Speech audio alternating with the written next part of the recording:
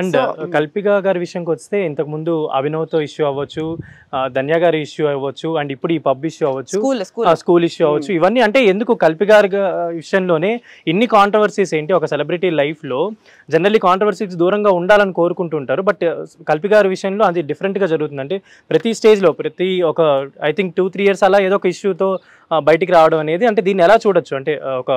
అంటే జనాలేమో కాంట్రవర్సీల కోసమే వెయిట్ చేస్తున్నారు అన్నట్టు చూస్తారు, బట్ మీ విషయంలో అంటే ధన్య ఇష్యూ అవ్వచ్చు, అభినవ్ ఇష్యూ అవ్వచ్చు, స్కూల్ది అవ్వచ్చు, ఇప్పుడు ఈ పబ్ది అవ్వచ్చు, సో కంటిన్యూస్ కాంట్రవర్సీకి కేర్ ఆఫ్ అడ్రస్గా కల్పిక మారుతుందని అంటే దానికి మీరు ఏం సమాధానం చెప్తారు? ఇదేనా సమాధానం? ఎనీవే, తెలుగు వన్ ఛానల్ ఎన్ని ఇయర్స్ అయిందండి వచ్చి? Almost 25 years. 25 years. నేను 17 years నుంచి వర్క్ చేస్తున్నా. నేను ఒక్కసారి కూడా ఇంటర్వ్యూ ఇచ్చానా, ఎక్స్క్లూజివ్ ఇంటర్వ్యూ ఇచ్చానా లేదా నాకు తెలియదు. I'm sure this is my first exclusive interview. మీరు నా లైన్ ఆఫ్ వర్క్ కూడా చూస్తే నేను చేసే క్యారెక్టర్స్ కానీ, నేను రిజెక్ట్ చేసిన ప్రాజెక్ట్స్ కానీ అదే ఎక్కువ ఉన్నాయి.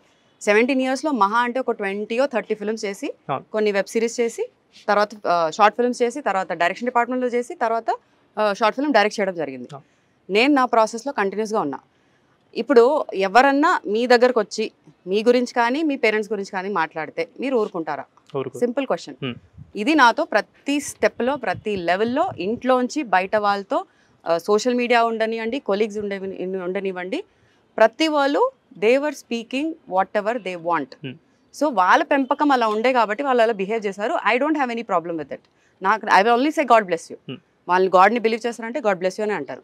నా పెంపకం చాలా బాగుందండి. నాకు ప్రేమగా పెంచలేదు, నేను గ్రాండ్ పేరెంట్స్ చుట్టూ తిరగలేదు, నేను ఊర్లలో పెరగలేదు.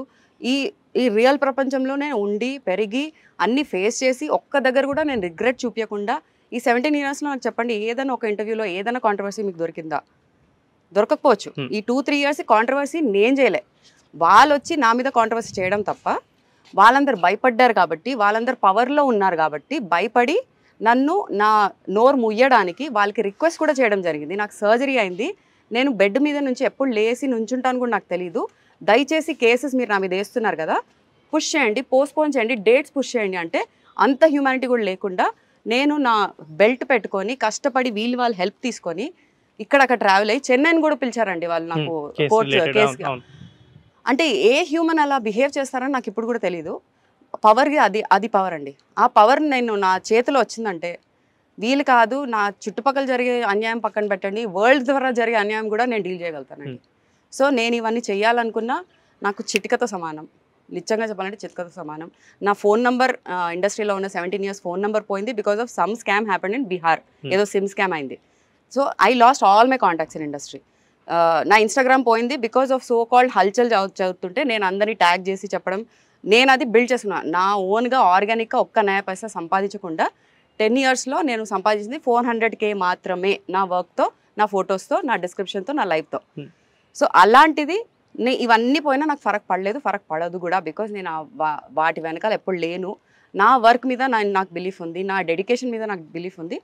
దాన్ని నేను ఫాలో అవ్వకుంటూ, నా హార్ట్ని ఫాలో అవ్వకుంటూ, నాకు నచ్చింది చేస్తాను, నాకు నచ్చింది పెడతాను. మీకు నచ్చకపోతే మీరు అన్ఫాలో అవ్వండి, don't even give limelight to me. మీరు అంతా నాకు టైం ఇస్తున్నా అంటే నేను థ్యాంక్స్ అనే చెప్తా, బికాజ్ మీకు నిజంగా వేరే పని పడలేదు అనుకుంటున్నా. ఇన్ని ఇయర్స్ నుంచి ఇండస్ట్రీలో ఉన్నారు, మరి ఇంత ఎలిగేషన్స్ కావచ్చు, ఇంత ఇలా జరుగుతున్నప్పుడు సినిమా ఇండస్ట్రీ అవ్వచ్చు, సినీ ఫ్రెటర్నిటీ అవ్వచ్చు, ఎవరైనా మీకు కాల్ చేయడం కానీ ఏం జరిగింది ఏంటి, దీనికి మేమైనా సపోర్ట్గా ఉండొచ్చా అని కానీ, ఎవరైనా సపోర్ట్గా రావడానికి ఏమైనా ఇంట్రెస్ట్ ఏమైనా చూపించారా? ఒక డైరెక్టర్ ఫ్రెండ్ ఉన్నారండి, ఆల్మోస్ట్ 10 years నుంచి పరిచయం. తన ఫస్ట్ మూవీ ప్రీమియర్ నుంచి నేనే బయటికి వచ్చి I'm the first female to tell him, మీరు ఏ ఫిల్మ్ చేసినా మీకు మినిమం 2 hours వస్తాయండి అని చెప్పారు. పవన్ సాధనేని గారు. సో తను on is on, he knows most of whatever experiences I'm facing. ప్రతిసారి హీఈస్ ఆల్సో బీన్ టెలింగ్ కి ఓకే వదిలేయి, కామ్గా ఉండు, time will take care, time will heal అన్న. Time will heal, but whatever the trauma I'm going through, నేను దాన్ని బయట ఎవరి మీద నేను చూపించడానికి నేను ట్రై చేయట్లేదు. But when you're attacking for 8 years వాళ్ళు నాకు ట్రామా ఇచ్చారండి. పేర్లు తీయాలనుకోవట్లేదు because I promised I will not take out their names. మీరే తీశారు. సో చెన్నై నుంచి వాళ్ళు నా మీద 8 years ట్రామా చేశారు.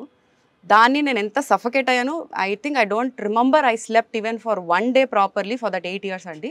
Just because I am answerable to my mom, not to the whole world. వాళ్ళు చేసిన నా మెయిల్ ఐడి హ్యాక్ చేయడం కానీ, నా ఫొటోస్ తీసుకొని నాకు బ్లాక్మెయిల్ చేయడం కానీ, నా అడ్రస్ తెలుసుకోవడం కానీ, ఏమేమి చేశారో నాకు తెలుసు. వాళ్ళని నేను ట్రాప్ చేయడానికి, వాళ్ళని హైదరాబాద్ తీసుకొద్దామని ప్లాన్లో వాళ్ళకి నేను సహకరించాను. బట్ వాళ్ళు ఇక్కడ రాలే, నేను అక్కడ పోలే, నేను సేఫ్ అయ్యా.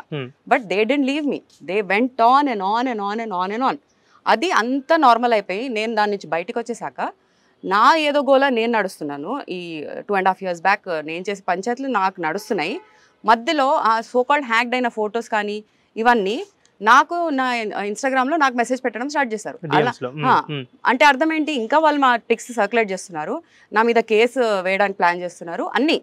నేను తన వైఫ్ని కూడా, because I work with her in loser, చాలా పద్ధతిగా Dhanya I need to talk to you, it is about your husband, దయచేసి వినండి, తర్వాత నీకు ఏం నచ్చుతుందో దాని ప్రకారంగా మీరు యాక్షన్ తీసుకోండి, తీసుకోకపోయినా పర్వాలేదు, బట్ అట్లీస్ట్ వినండి, నా సైడ్ వర్షన్ వినండి మీరు అని చెప్పడం జరిగితే పక్కన తనే ఉన్నారా అని చెప్పి అర్థమైంది నాకు. తర్వాత తనే ఫోన్ తీసుకొని తను డీల్ చేయడం స్టార్ట్ చేసి దాన్ని పెంట చేసి కేసు వరకు తీసుకొచ్చి డిఫర్మేషన్ వరకు వెళ్ళి, నేను సూసైడ్ కమిట్ చేసుకోవడం వరకు వెళ్ళి 5 days నేను హాస్పిటల్లో అడ్మిట్ అయ్యి, నేను 90 days పడుకోలేదండి post surgery. 90 days just because of a trauma that they will come and drag me out and every police people possible is gonna rape me అని భయంతో నేను పడుకోలేకపోయా. సో నేను 3 monthsలో హీల్ అవ్వాల్సిన person, it took me 9 months to even step out of the bed and walk. I lost my memory, నాకు word stammering వచ్చేసింది, behaviour pattern చాలా పిచ్చి దానిలా చేస్తున్నా, నేను ఓన్లీ బెగ్ చేయడానికే పనికి వస్తాను ఒక సిగ్నల్లో అని నేను ఒక డిసిషన్కి వచ్చేసా. నేను చచ్చిపోతా అంటే మా మమ్మీ నాతో పాటు నేను కూడా చనిపోతా, లేదు సరే ఇవన్నీ పక్కన పెడితే నేను 1 crore డిఫర్మేషన్ పెట్టారు, మనకి ఎంత సంపాదన, మనం ఏమేమి ప్రాపర్టీస్ ఉన్నాయి, ఇవన్నీ చేసినా మాకు 50 lakhs కూడా రావట్లేదు, how will we fight against it, let's suicide అని చెప్పి ఇద్దరం డిసైడ్ అయ్యి నేను 3 times సూసైడ్ చేయడం జరిగింది. వాళ్ళు నన్ను అర్థం చేసుకొని సపోర్ట్ చేసుకొని నన్ను హాస్పిటల్లో అడ్మిట్ చేసి, తర్వాత ది గేవ్ మీ డేకి 5 injections ఇచ్చేసి, పడుకో అమ్మా, నువ్వు పడుకో, ఫస్ట్ నీకు నిద్ర కావాలి, నీ బాడీ హీల్ అవ్వాలి, నీకు పెద్ద సర్జరీ జరిగింది, నువ్వు హీల్ అవ్వాలి, దయచేసి పడుకో అంటే పడుకోవడం స్టార్ట్ చేశాను. అప్పటి నుంచి మెల్లమెల్లగా 2 hours 3 hours 4 hours అలా పెరుగుతూ పోయింది. దెన్ అసలు జనాల్ని ఫేస్ చేయడానికి భయం, మీడియాని ఫేస్ చేయడానికి భయం, ఇంటి నుంచి బయటకు రావడానికి భయం, మా మేడ్స్ ఇంటికి వస్తే వాళ్ళకి ఫేస్ చేయడానికి భయం. ఎందుకంటే అంటే ఏడుస్తున్నాను నేను. ఎందుకు ఏడుస్తున్నా? Not because I'm not capable of anything, it is because my physical challenge నాకు ఎక్కువ ఓవర్ పవర్ చేసింది. నేను తిరిగి నడవగలుగుతానా లేదా అని నాకు హోప్సే పోయింది.